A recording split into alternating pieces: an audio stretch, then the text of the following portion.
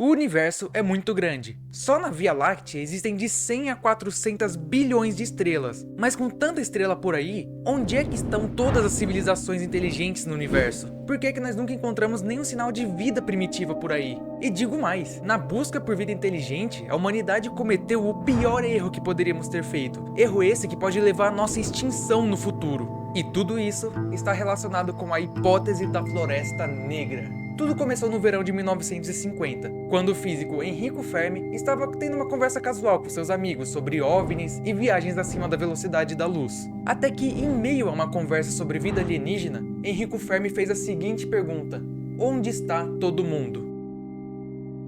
Pode até parecer que foi uma pergunta irrelevante, mas ela foi responsável pelo surgimento de um dos maiores paradoxos da astronomia, o paradoxo de Fermi, que basicamente diz o seguinte: se existem tantas estrelas e tantas galáxias por aí, por que é que nós não conseguimos encontrar nenhum sinal de vida inteligente?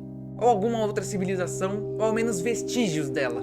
Porque realmente faz sentido. E pensando nesse paradoxo, várias soluções foram criadas para tentar solucioná-lo. Infelizmente nenhuma delas confirmada até hoje. Mas a que vamos ver agora é a conhecida como a hipótese da Floresta Negra. Então vamos fazer um exercício. Imagine que você é um caçador que está numa floresta escura, sombria e densa. Você não sabe o que está à sua volta. Você não sabe se tem animais perigosos, se tem outros como você, se tem caçadores, se tem pessoas ou criaturas mal intencionadas. E se você não sabe de nada que está ao seu redor, você não vai arriscar a sorte. Você sabe que qualquer coisa pode ser perigosa. Então, qual que é a melhor solução? Exatamente. A melhor solução que você tem é permanecer escondido, porque assim você ao menos tem uma chance de garantir a sua própria sobrevivência. E essa é a premissa por trás da hipótese da Floresta Negra, ou teoria da Floresta Negra, se você preferir. E então, essa é uma das possíveis soluções para o paradoxo de Fermi. Mas a gente ainda poderia pensar, se uma civilização seria hipoteticamente tão avançada, por que é que ela iria querer se esconder? A gente tem que pensar o seguinte: uma civilização pode ser muito avançada, realmente, mas mesmo assim, como é que ela ia conseguir saber se a civilização vizinha, se alguma outra civilização por aí seria mais avançada que ela, ou até mesmo bem intencionada ou mal intencionada? Porque não tem como saber. Por mais avançado que a civilização fosse, tudo ao seu redor pode ser um sinal de perigo. Vamos então olhar para trás, na nossa própria história. Durante a época das grandes navegações, como você aprendeu na aula de história, os europeus estavam desbravando os territórios americanos. Na hora que eles chegaram aqui no Brasil, o que eles fizeram? Eles simplesmente se apossaram de tudo, destruíram a vegetação, roubaram tudo que tinha, roubaram o nosso ouro, dizimaram os indígenas, tudo isso para o seu próprio bem. Ou, dizendo melhor, tudo isso para eles poderem se desenvolver. Talvez as coisas estejam fazendo um pouquinho de sentido agora. Mas não foi só na época das grandes colonizações que esse tipo de coisa aconteceu na nossa história. Durante toda a existência da humanidade, esse tipo de coisa sempre acontecia. Civilizações humanas, teoricamente mais avançadas, sempre invadiam e dominavam as outras civilizações, tomando tudo que elas conseguiam e muitas das vezes cometendo genocídios e aniquilando tudo que elas conseguiam de outras civilizações humanas. Porque a humanidade meio que se espalha como se fosse um vírus, sai dominando tudo que vê pela frente. A essência humana não é muito legal, eu sei. Mas vamos imaginar o seguinte: imagine que você tem uma área, imagine que isso aqui seria sua área, ou a imagem que eu estou colocando na tela. Aí imagina que com o passar do tempo, você esgota todos os seus recursos da sua área. E o que você faz? Você vai para outra área. E uma vez que você foi para outra área, você destrói todos os recursos dela também. Talvez não destruir, mas você extrai todos os recursos. É uma palavra que se encaixa melhor nesse contexto. E aí o ciclo vai indo. Você vai esgotando todos os recursos de um lugar, e aí você vai para outro. Mas até que em algum momento, você chega a alguma área que surpreendentemente já tem dono. Porém, o dono dessa área é mais fraco que você. E o que você faz?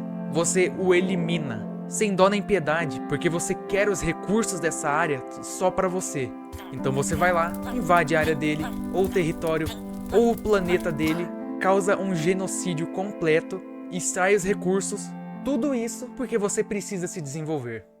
Então essa é toda a premissa por trás da hipótese da Floresta Negra. Os alienígenas, não é que eles não existem, eles estão por aí, escondidos, para garantir a sua própria sobrevivência.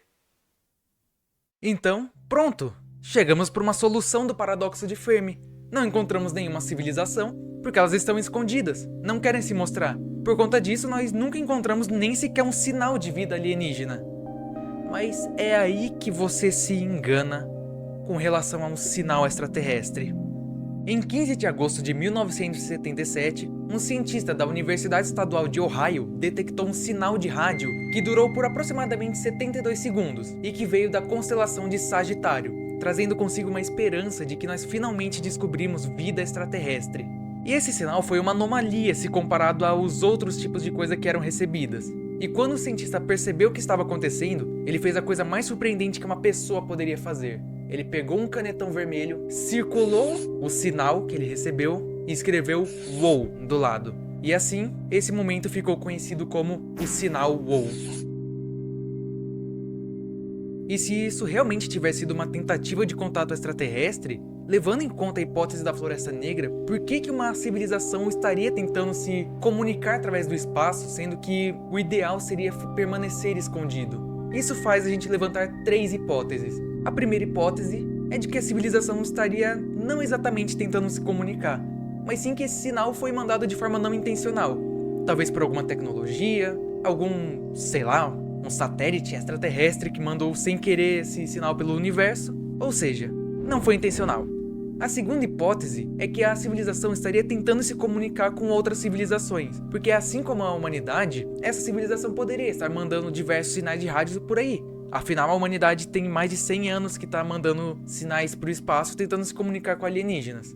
Mas a terceira hipótese seria a mais assustadora de todas. Porque eu não acabei de dizer que a humanidade está há 100 anos, mais ou menos, mandando sinais pelo espaço para tentar se comunicar com uma civilização extraterrestre? Basicamente, a terceira hipótese diz que o sinal WOW era uma ordem para nós ficarmos em silêncio, porque a humanidade já falou demais e estamos colocando a nossa própria vida em risco.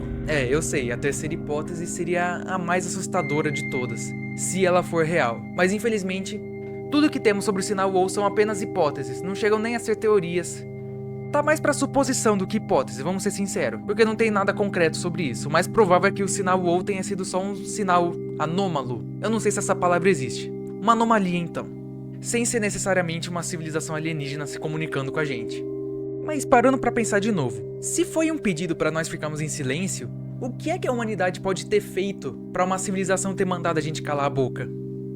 Bom, como eu disse bem no comecinho do vídeo, a humanidade cometeu 2 de seus piores erros, que podem levar à nossa extinção no futuro próximo, o que eu espero que não seja tão próximo assim.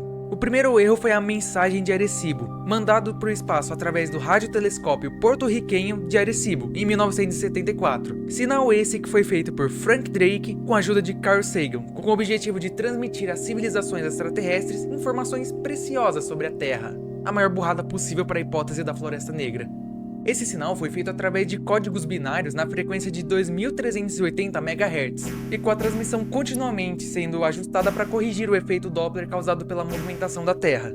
Mas o pior em si foram as informações contidas nessa mensagem. Ela simplesmente revelou como nós somos, o tanto de pessoas que tem na Terra, uma representação do telescópio usado e uma representação do sistema solar. Eu acho que nós realmente falamos muito mais do que devíamos.